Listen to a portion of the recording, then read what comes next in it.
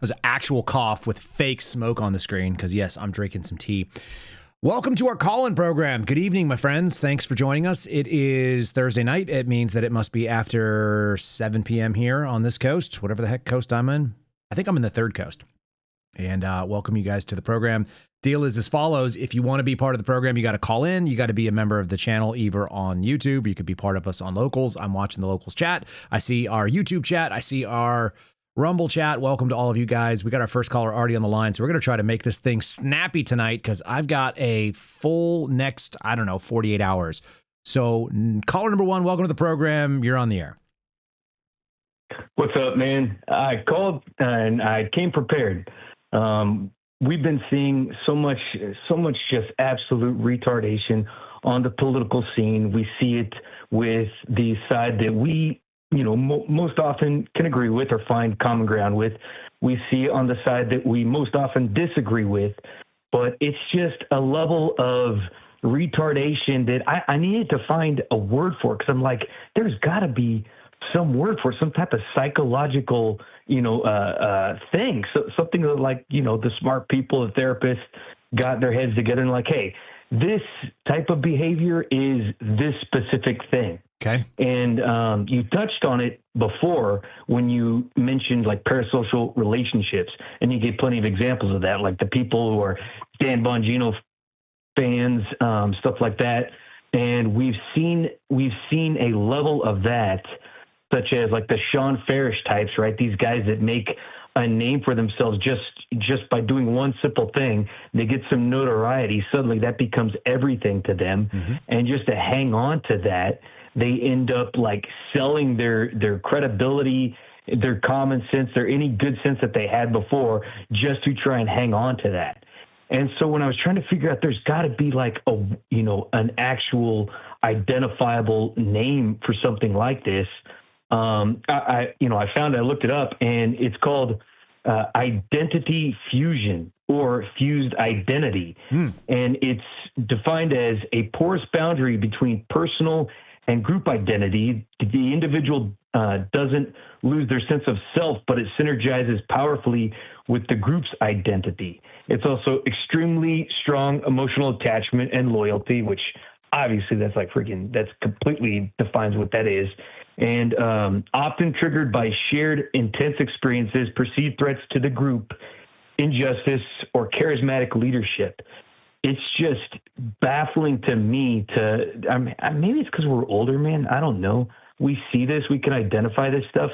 We didn't really notice it when we were younger because it was just, things were more simple. We looked at stuff more as like the South Park type of, we're just looking at it like that guy's a fag, instead of like actually looking deeper into what the actual underlying definition of what type of brain function it is. Well, like, was there a better way of calling a person out? Yeah, possibly. Yeah, but it's like it's just baffling, and you see it.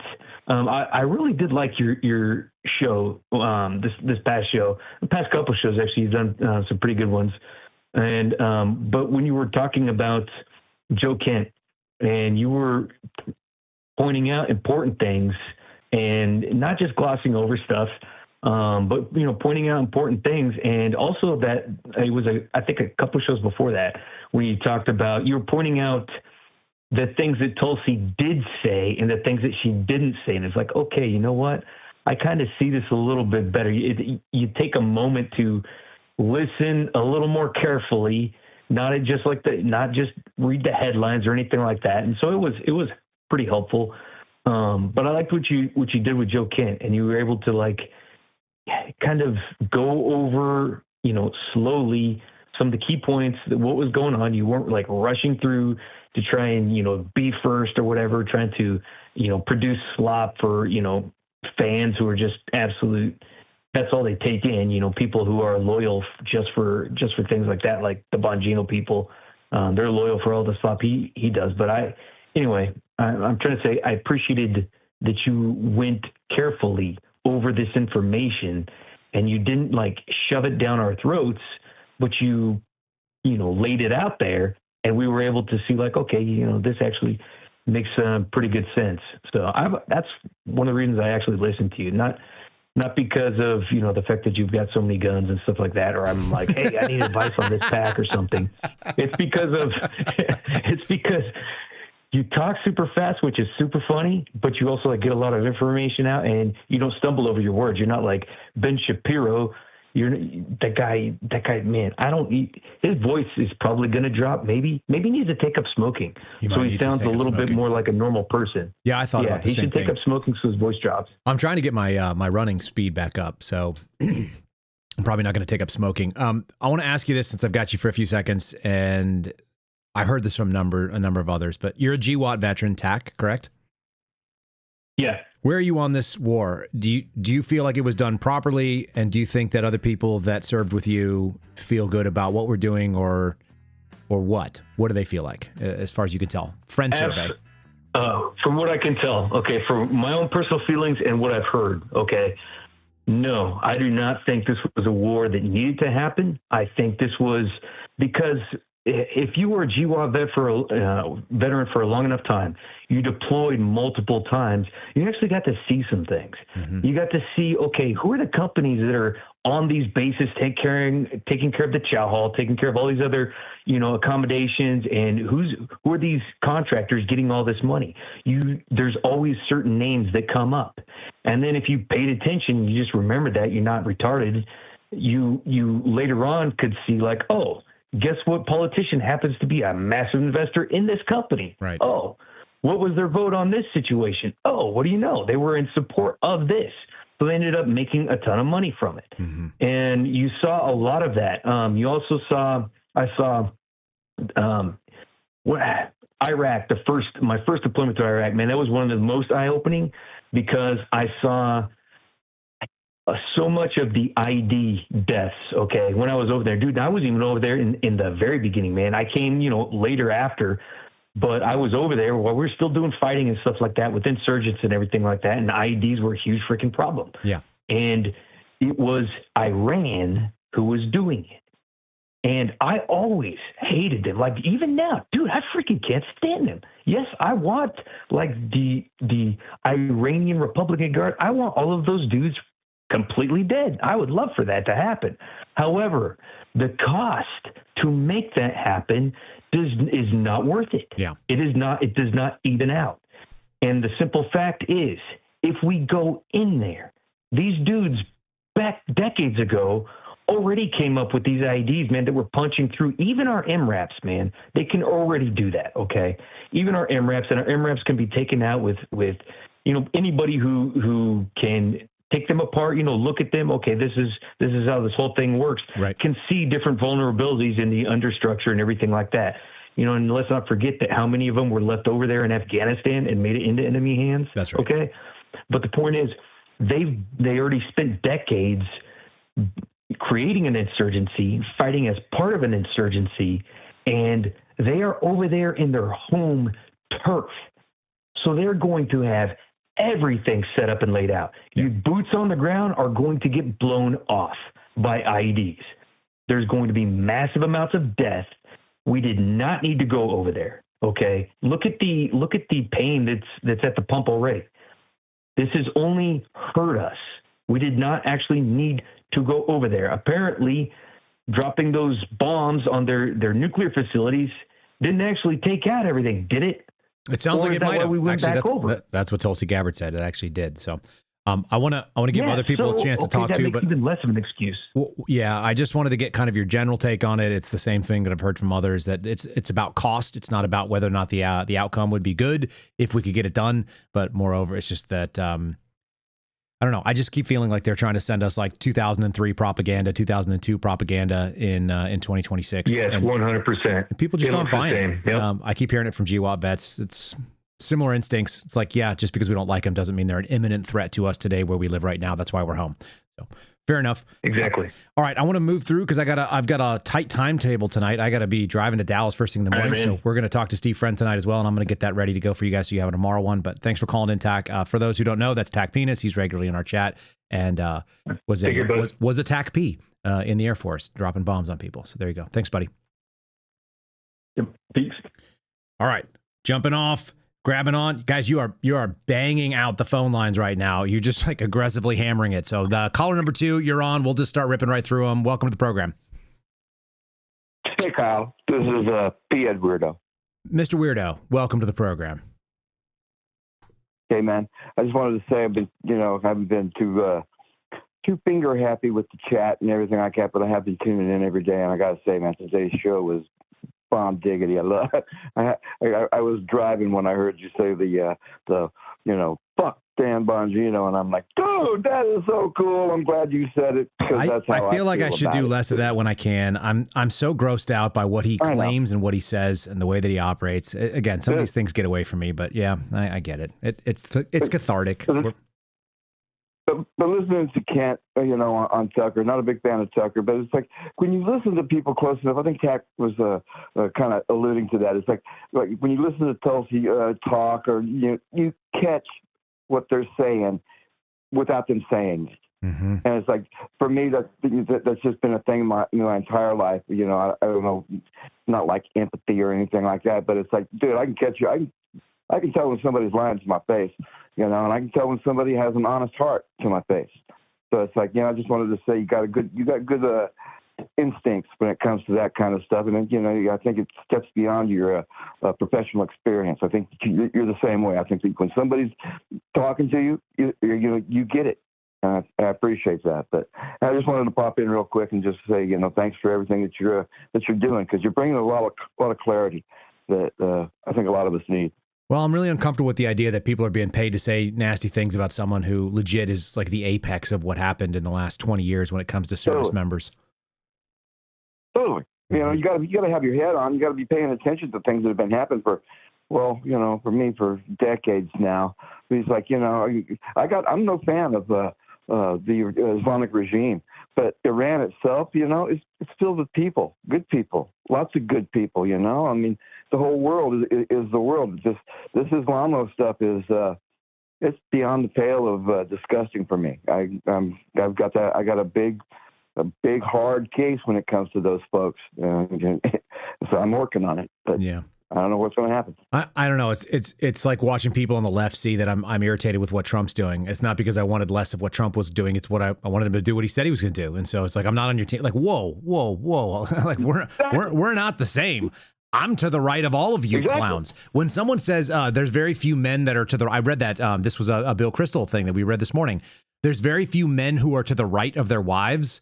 That's not my experience. Almost all the men I know are to the far right of their wives. Their wives are nowhere near as aggressive and conservative. Like, what are we talking about? What kind of a cuck clown is that guy that he thinks that that's the case? Dude, and to be able to universalize it, it's like, holy shit. Have you ever met a man?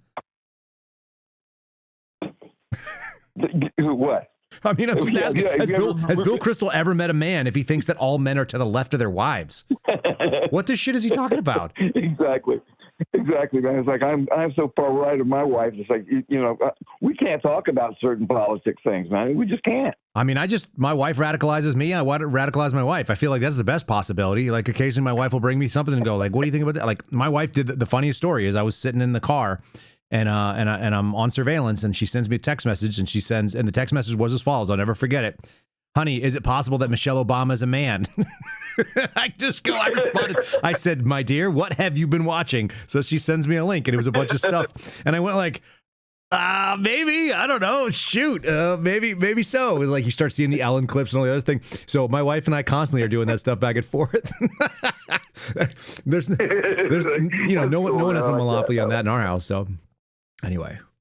Before I sign off, just want to let everybody know my newest grandbaby's doing great, man. She's doing wonderful. So good that she's starting to get the go around crud that when you have more than one sibling, like she gets the crud from her brothers and they give it to her, she passes it back. It's all looking good.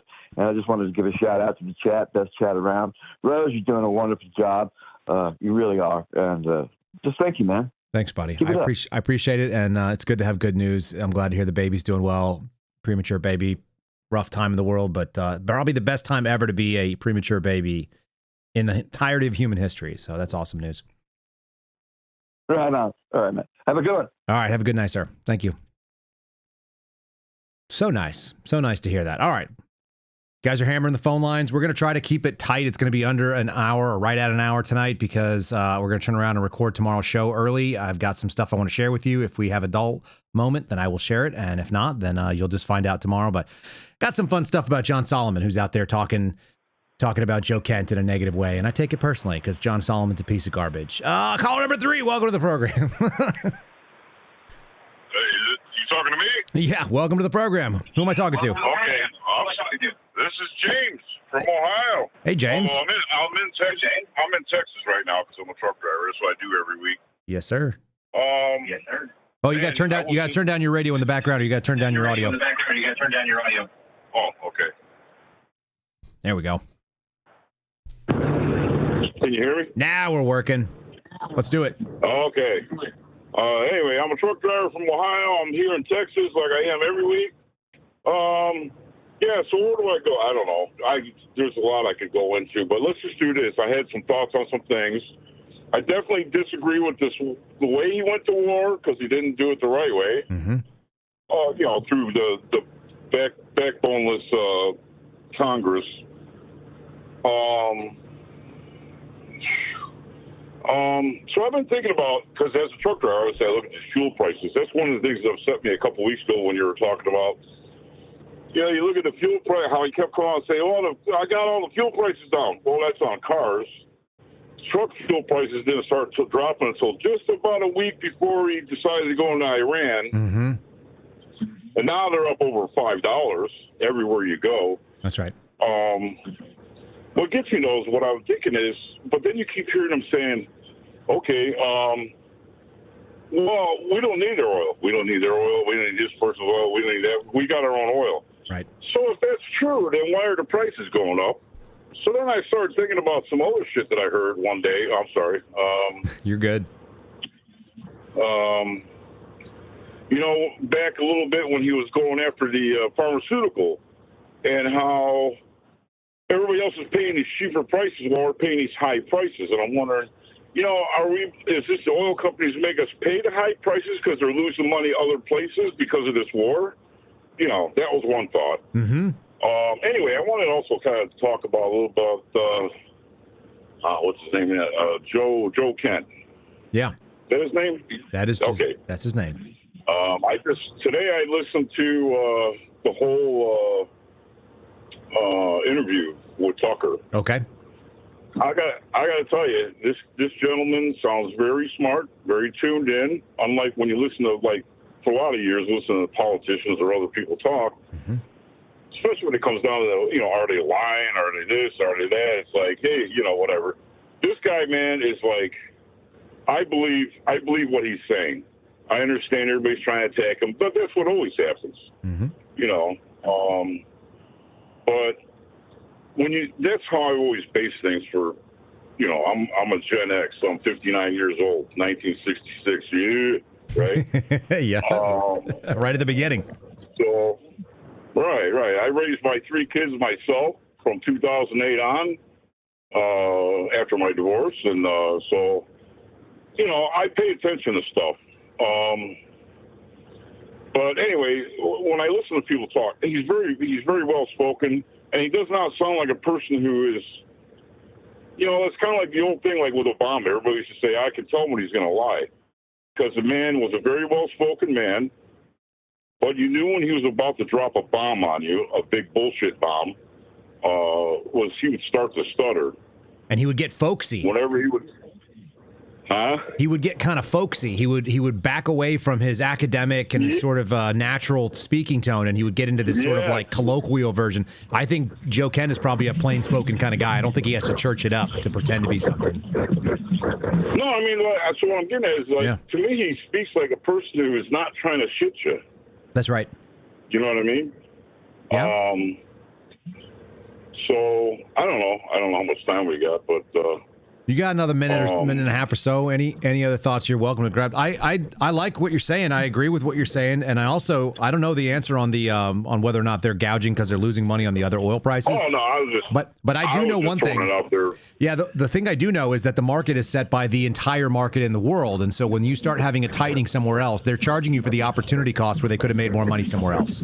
So you start dealing with the fact that it's being restricted in Hormuz and everything else. Anyway, it drives up our oil prices for sure. The other problem is there's 32% more excise taxes on diesel fuel per gallon than there is on gasoline. I drive a diesel too. I just don't drive a big truck like you, but it's frustrating to watch it hit $5 a gallon, which is, in Texas it's cheap. Oh yeah, gas is as cheap as anywhere. Ridiculous. So, I mean, I remember when I started driving, it was like, both gas and diesel were like the same price. They were like 98, 99 cents. That's right. Yep. So.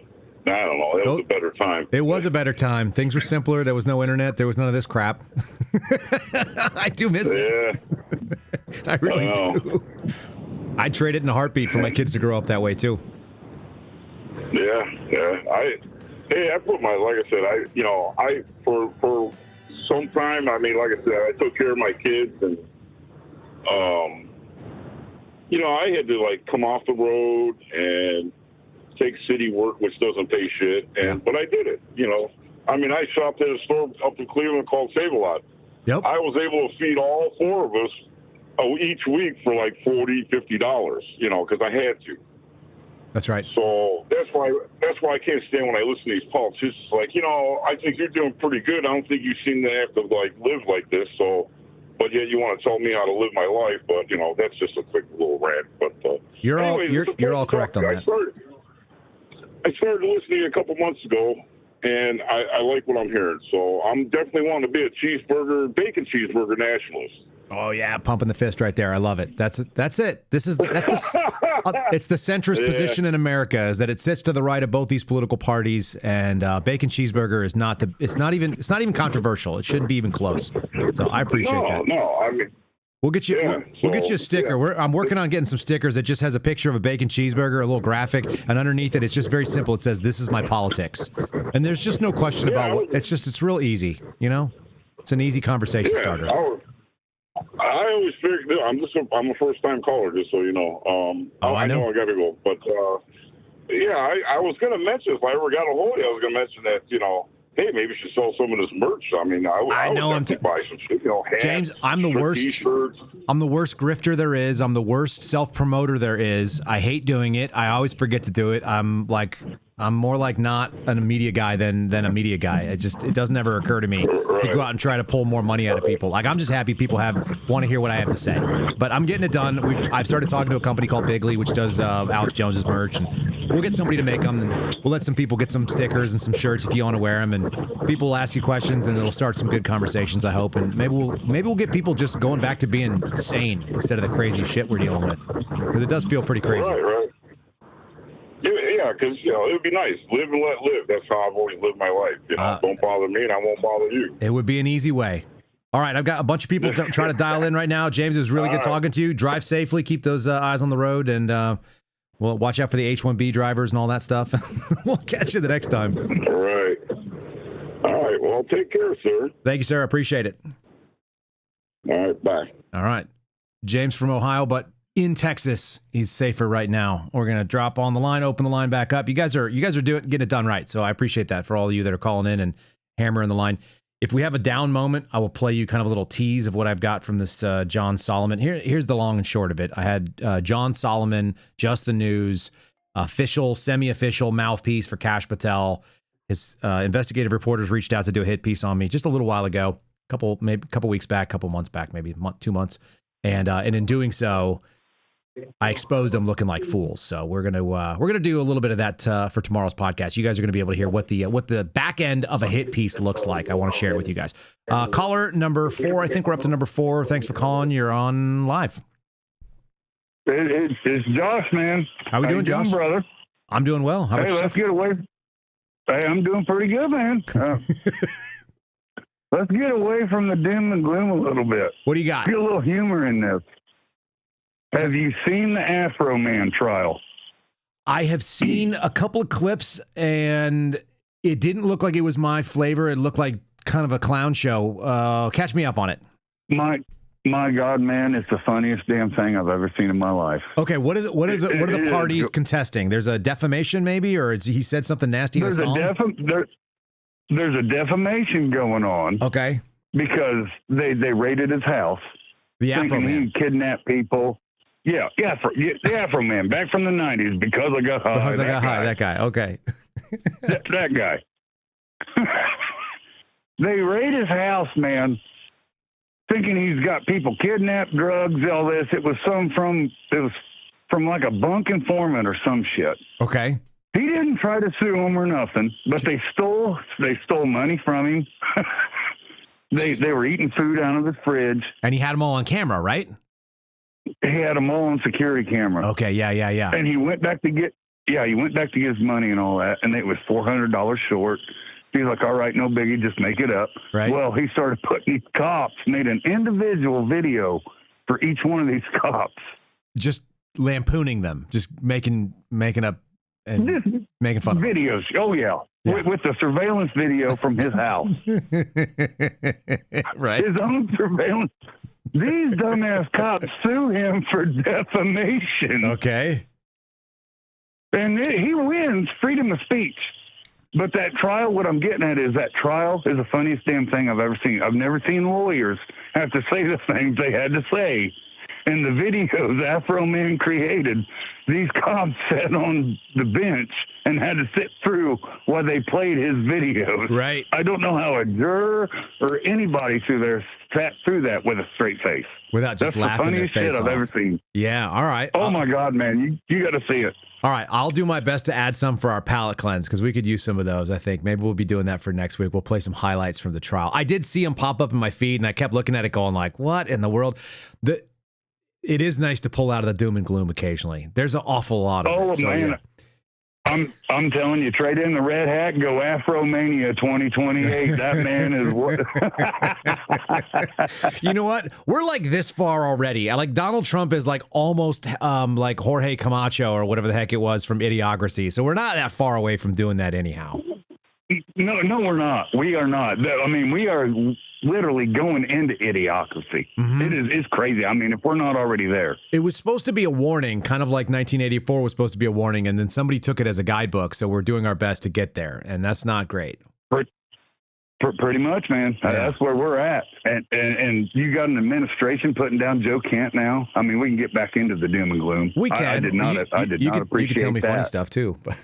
I'm okay with a little bit of humor. I could use it, to be honest. I'm telling you, I woke up this morning, and this happens, I don't know, occasionally. For the last 3 or 4 days, I've had heartburn, and I don't really have heartburn on a regular basis. I didn't eat anything weird. I mean, I guess I'm in my 40s, so that could be a thing, but I don't get heartburn. I'm right there with you. I'm 44. I'm looking around going, why do I have heartburn? And I'm looking at my wife, and I asked her, I go, did you feed me something weird? Did I eat something weird? Is there some excuse that we've swapped up on our diet? My wife tells me some funny, she's like, you need to get more acid. And I'm like, isn't it because I have too much acid? And she's like, that's how they try to get you. And I'm like, all right, honey, come on now.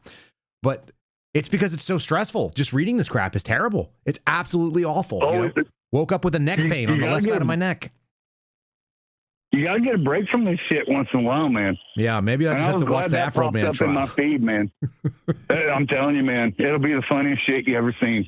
Okay. The way these lawyers got to pronounce everything, man, you will laugh your ass off. You know what the other funny thing is? And it's absolutely horrific, but I'll go onto Instagram and I'll start flipping. I hate Instagram as a platform, but I'll turn it on and I'll put one of the reels on, and then I start flipping through and have it just like feed me whatever it's going to feed me. And I get the stuff that I know are racial jokes, and I know they're totally inappropriate, and I don't even necessarily agree with like what they're saying, but it's funny because they're saying it. And you look over at how it's funny as hell. Yeah, and you look over it because it's inappropriate, so it makes it funny. That's the way I was raised. So I just look at it, and I look over and I'll see the likes. It'll be like 143,000 people laughing at something that is totally inappropriate, and you just go like, I think we're not actually that far. Again, that's the bacon cheeseburger national position. We're actually all not that far away from each other. We're just not that far away from each other in real life. I'm right there with you, man. I'm a bacon cheeseburger nationalist. I got a bacon sub meatball. I'll take a meatball on top too. I like to crack an egg on there too. I'm just saying the minimum is if I give you a cheeseburger. Oh yeah. And I'm offering you bacon, the answer better be yes. Like otherwise, what are we doing with our lives?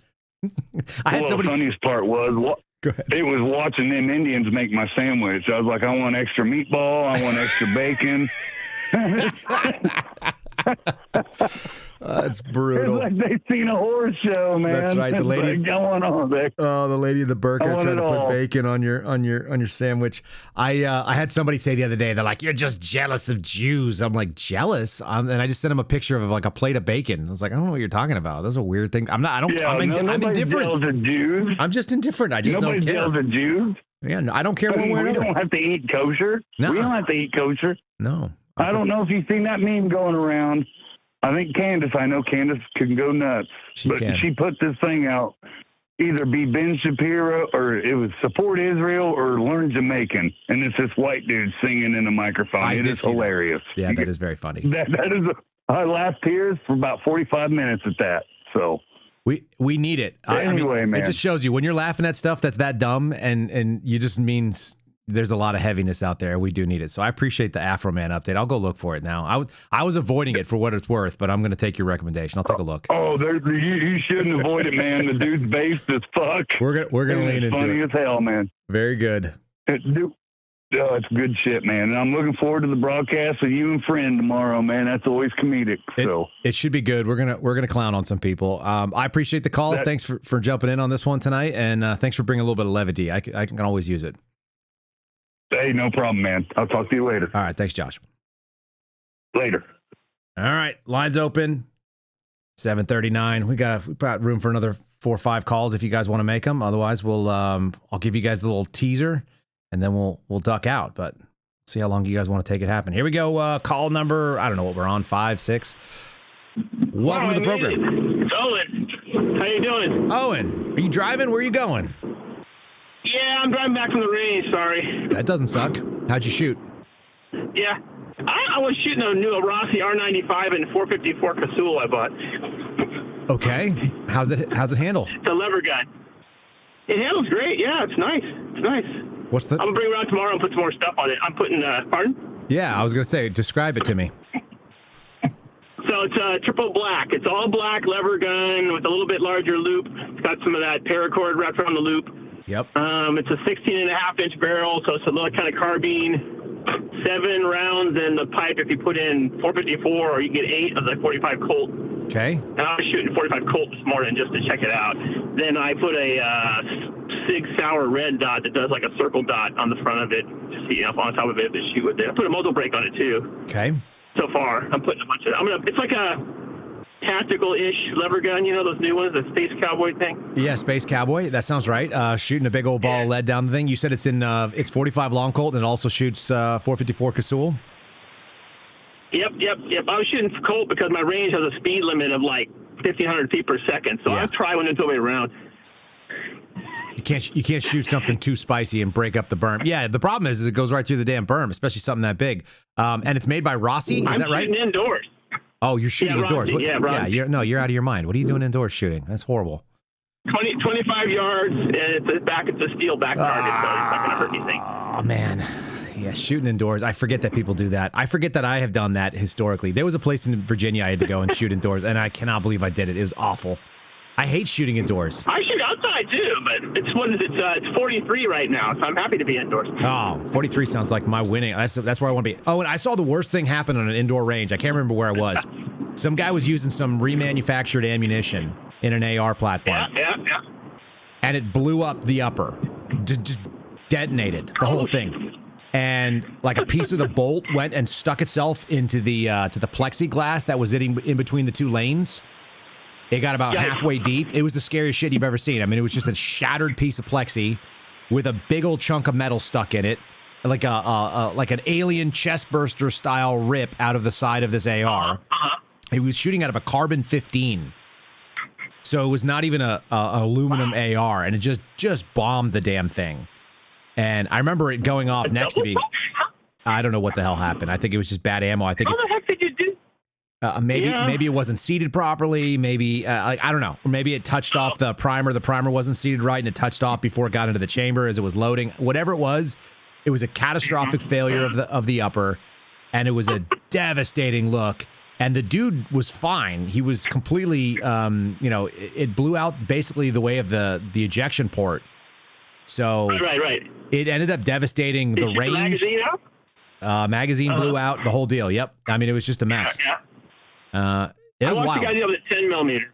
What's that? I watched the guy deal with a 10 millimeter. We're in good. A guy I know has a 10 millimeter. He loaded really hot rounds in his Glock 10 millimeter, and it went kaboom, and the case, the head just sheared right off, and it shot the magazine down. It shot it didn't break the gun, believe it or not. The Glock survived, but man, there was big loud noise and fire everywhere, and it just like magazine shoots out, all the bullets came up, magazine floor plate came off, right? Bullets everywhere. Yep. It was pretty funny. But he had made him too hot on purpose. He was being a dumbass. He was like, oh, these are my go to war rounds, and I'll shoot these, and the brass will no be, it'll split. No. Like, dude, you're being stupid, but okay.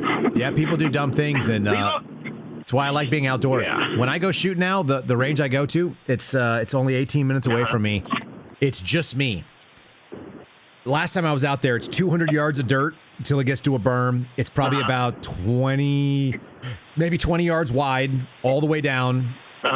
Different, staked known distances for paper targets, some steel at the end. And it's like, it's just me and my truck, just nobody bothering me. Nobody doing dumb things. And when I was done, somebody else took over. It was nice. This is a private range, so I'm on the board. That's why I was there tonight. I'm the recording secretary, so I'm the board. I'm on the board of the range, so I'm like one of the charge away. Yeah, but I was there. There was nobody up there. You gotta tell people. You'd be like, I don't know if you know this, but I'm on the board. Yeah, no. So my picture's on the wall. They have a picture of us all. They have like my goodness. Funny. I've been doing it for a long time though, for like a decade and a half. So. Fair enough. This is also the one I go to is a private range too. It's just outdoors. There's no hallway, so it's, yeah. Our bathroom is a trailer. Yeah, this one's really old. It's been here since the 1970s. It was built by these old dudes that do 1911 stuff. Yeah, that checks. I'm not mad at the 1911 boys. Yeah. They just don't always clean back themselves. They get too old and they can't pick up brass. Well, let that be a lesson to you old timers out there. If you get too old to pick up brass, you better bring someone to pick up your brass. We're not doing Danny Glover here at this range. You need a picture. Have you watched him? You need a Danny Glover picture. Okay. Oh. No, I use the Alfred E. Newman picture. That's me. I was a kid. I was a big old little redhead kid. But now the bullseye guys have this whole setup, man. They have a ritual. They have like a box that folds open, so it has a spotting scope. Yep. They have like a little fishing net thing that hangs up by catch the brass, like a little a net. They have it all set up just so, and they sit there. It's like a ritual. It's interesting to watch, but it's really boring. But it's interesting. It's someone's first time. It's really boring, but they like it, and so that's Not my okay. pace. All right, give me your shots in 10 minutes. give me your final thought here, Owen, and then we'll see if anybody else wants to jump in. Yes, sir. Okay, no problem. I don't know. Have a blessed day, everybody. Well, that's a nice final thought. Okay, it could have been hotter than that, but that's okay. That was an appropriate temperature to go out the barrel. Well done. All right, thanks. Thanks for jumping in with me, bud. No worries. Bye. There you go. Okay, so we always get a little bit of something different. Owen up in New Jersey where they don't have any freedom, I believe, if memory serves. And Owen, it's not his fault that they have an outdoor range out there that you can't shoot outside. They don't want to know that anybody owns guns in New Jersey. That's my understanding of it. Be tough. It'd be tough to be a gun owner and live on the wrong side of the country. It'd be tough to be in California. It'd be tough to be in anything north of the Potomac, I guess, would be rough. So none of that's my territory. All right, caller number seven maybe. Welcome to the program. You're on the air.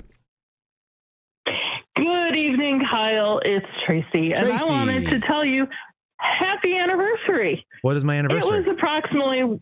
It was approximately 1 year ago when I first called you and introduced myself to everybody and informed everybody and entertained, I think, the entire world on my escapades of trying to pee in a pot while falling over backwards in my garage one day.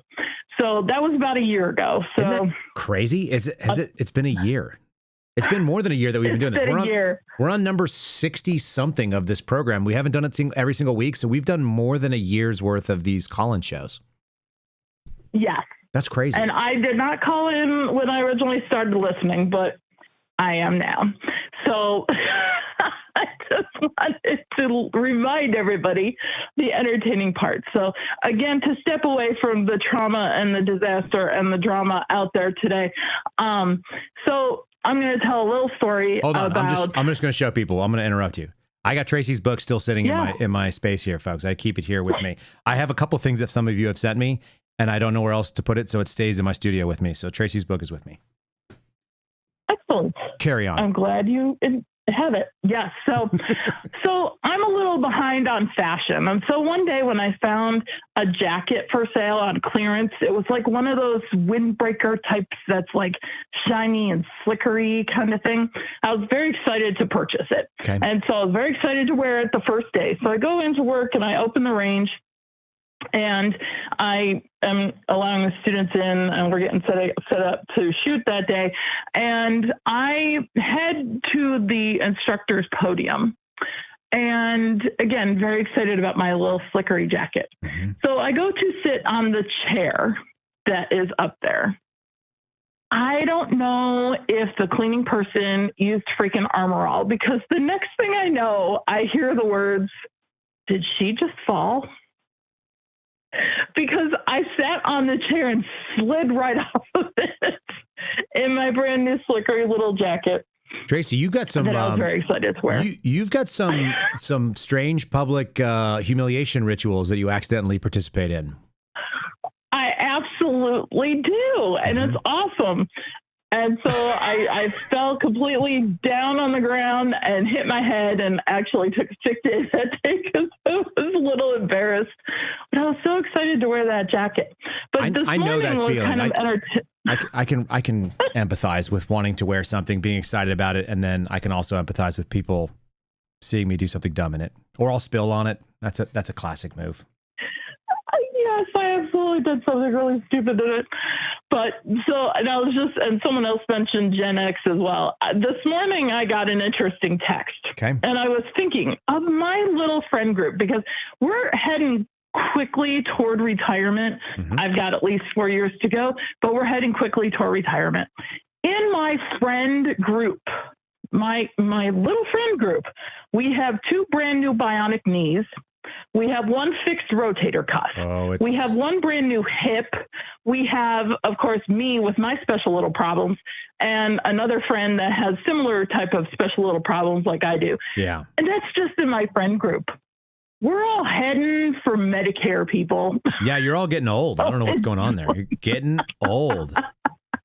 I am working on getting young. Old. Listen, while all of you are getting weaker and older, I'm trying to get stronger. I had my best week for bench press this week that I've had in 5 years, which is one of my better weeks ever. How much did you do? I'm not going to tell you. It's not impressive. I'm working on it. I also had some good runs, though. I ran a 6:15 mile within the last 7 days, and I ran 3 back-to-back miles. I did a 3-mile run that I'm negative split yesterday. Yesterday. Excellent. 7:40. Are you going to start joining Steve Friend in his marathon? No. I weigh 1.5 times Steve Friend. I can eat Steve Friend's. Like, I can eat the entirety of a Steve Friend and still run. So, but I'm running sub 7:30s. I'm working my way down. I'm going to break 7 minutes for a 3-mile run pace.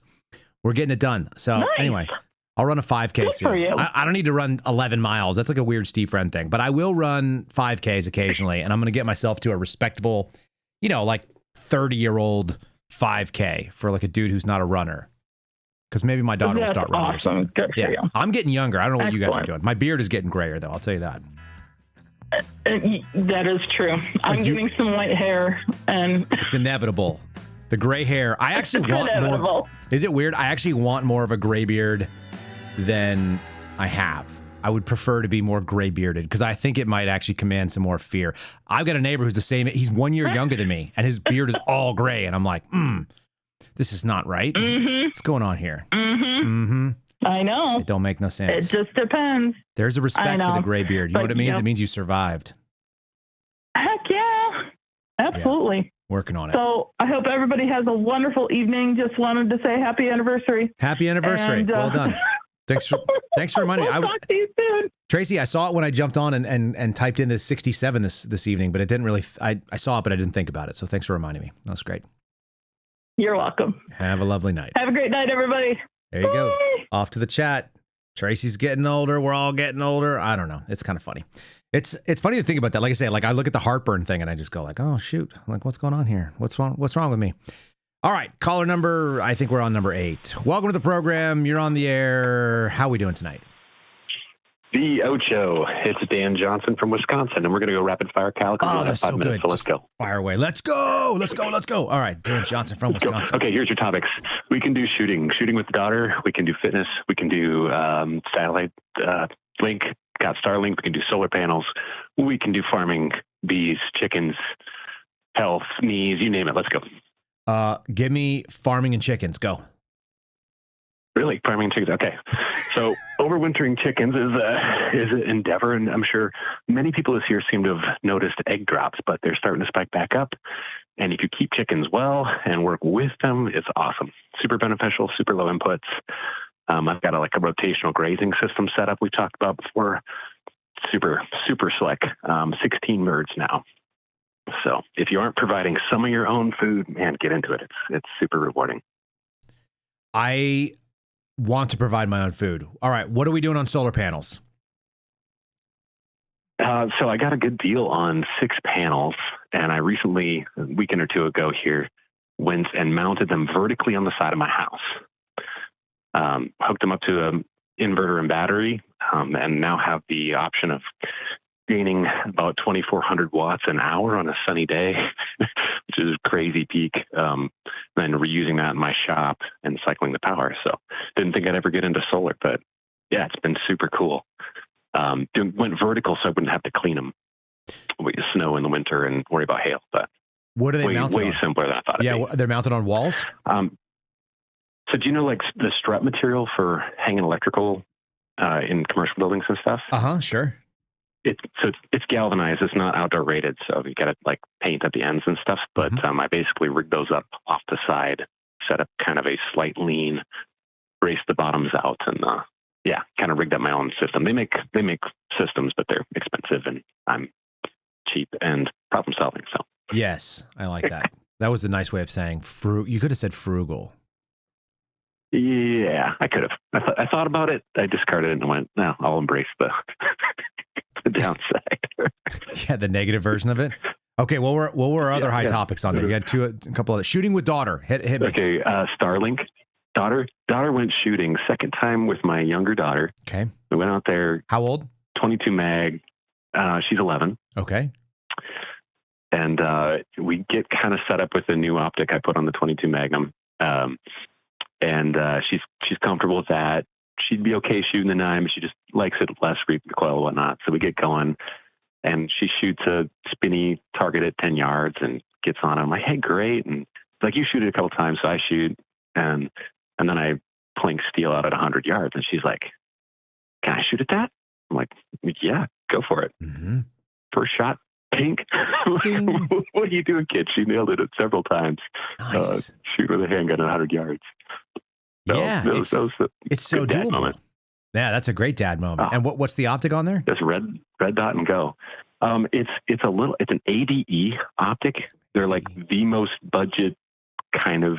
Yeah, I've seen them. Chinesium stuff, right? Yeah, for sure. The company here in America that puts them, pulls them together is pretty decent. I figure at this point most of the components are Chinese anyway, but they really found it they have a pretty interesting pitch, but. Yeah. Well, if she's hitting at 100 and she's doing it with it, it's not like you're going to rip up a 22 mag. It's not going to tear up any optics. That's great. No. Does she want to be a pro? Yeah, what sort of aspirations came out of there? What aspirations come out of hitting a 100-yard target at 11?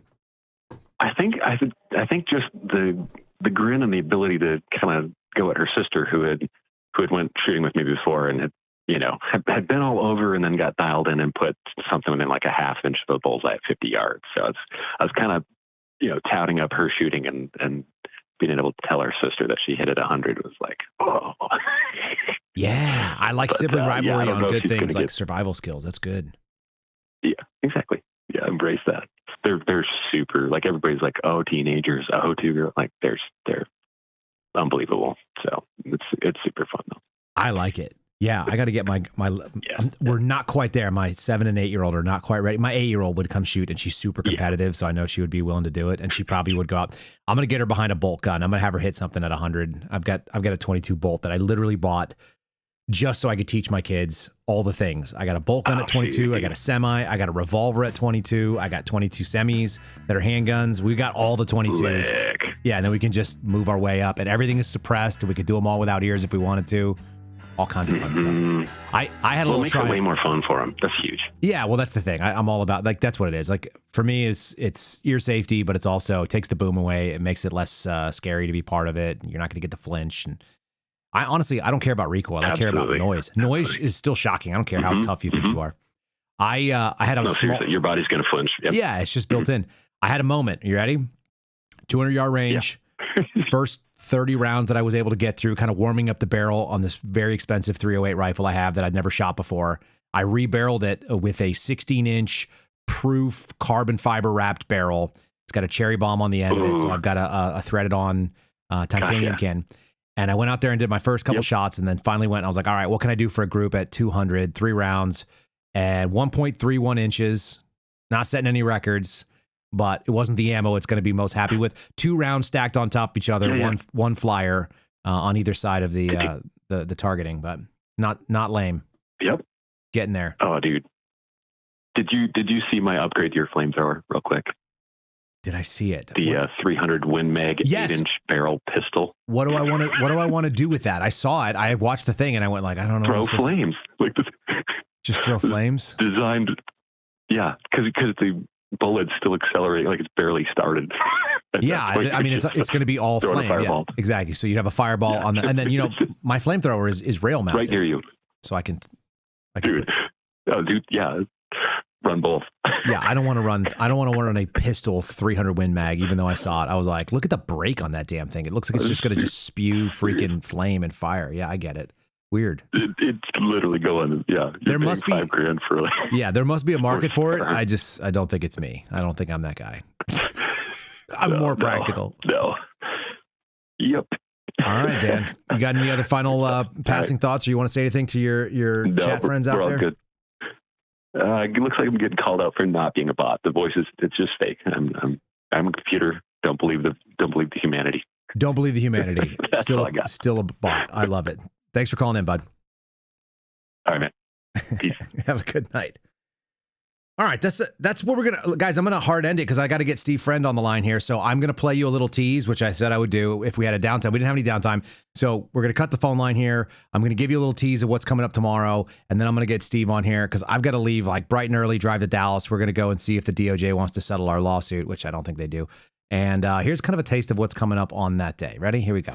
This is Kyle. Hey, this is Ben from Just the News. Hey, Steven. Hey.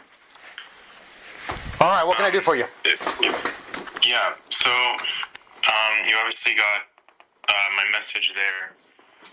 And would it be fair to say that John is your editor, or is there somebody else? Yeah, John is my editor. Okay, so John trying to do like kind of a propaganda piece on behalf of Kash Patel because I'm, pointing out all the inadequacies that the guy does as a director should be kind of embarrassing. It's going to be a little bit silly, but you guys cover whatever you got to cover. This is not fruitful ground for whatever kind of hit piece Kash is hoping for. Yeah. just so you and I know what we're both doing here, just so we're both on the same page. When I see that, I know exactly what you're writing. Yeah, I'm aware loosely of the background. Again, I'm a reporter that is sometimes told what to write about. And take that as you will. No, I know what that means. I get it. Yeah, you got to keep a job, but. Well, thank you for your time. I think this will be helpful for us. We're obviously going to talk about it. Me and John, that is. So sure. Thank you. Yeah, you bet. So there you go. That's a little tease of what it was. There's a 10-minute conversation in there, a hit piece that they were setting up. And I don't think they ended up writing the hit piece because the information they got was debilitating. But you kind of got that admission. It was on behalf of Kash Patel, which is pretty interesting that our FBI director is out there trying to run pieces and operations against me. I told you I was going to show you what it looks like. That's going to be the etymology or maybe the anatomy of someone trying to do a smear on you. Sometimes you can beat them. Sometimes you just have to eat it. Joe Kent right now is in the middle of that cycle. I got some more stuff about Joe Kent, so you guys tune in tomorrow morning to hear that. Guys, you can't park there. What? You can't park your car here, ma'am. Are you blind? I don't think you can park there. I know I can't park there! Oh. Hey, you can't park here! Fuck you, motherfucker! Excuse me, mate. You can't park there, sir. I know I can't park there. Hey, watch out! If you're gonna blow, watch out! Ma'am, you can't park your car here! here. Are you serious? You can't park that there, mate. Fuck off! Excuse me, you can park here. Yeah, you guys can't park here. No shit, really? You can't park there. That's what I said. Hey, you can't park there. Appreciate you, brother. You can't park there. You guys, you can't park there. But you still can't park. You can't park there. You can't park there. No. It's a park. You can't park there. You can't park there, sir. I know I can't park here.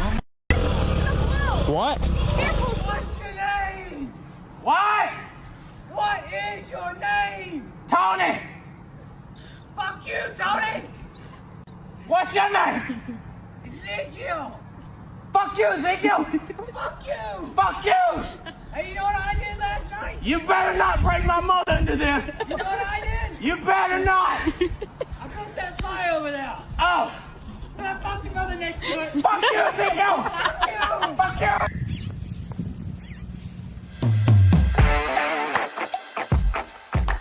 Thanks for listening to The Kyle Seraphin Show, streamed live weekdays on rumble.com/Kyle Seraphin. Follow Kyle on Twitter, Truth Social, and Instagram at Kyle Seraphin.